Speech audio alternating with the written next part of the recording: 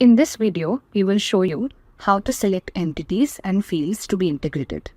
Here, we have already created the source system, Jira, and the target system, Azure DevOps.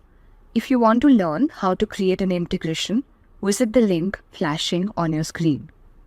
Once the systems are selected, projects are loaded dynamically.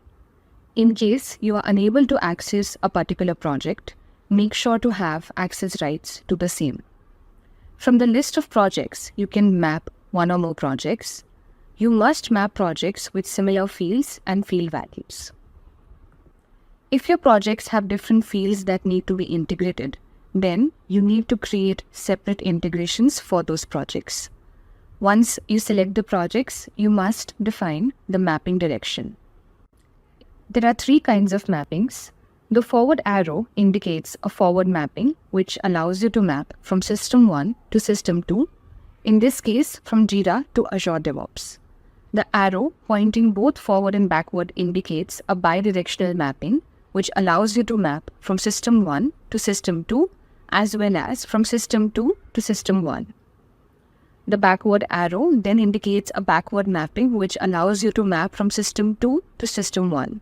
In this case, from Azure DevOps to Jira. We are selecting the bidirectional arrow for a bidirectional association in this example.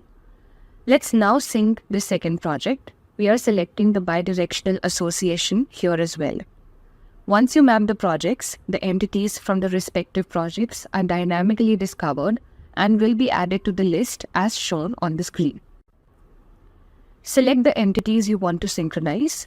In this example, we will map multiple entities. Let's first sync bug in Jira to bug in Azure DevOps.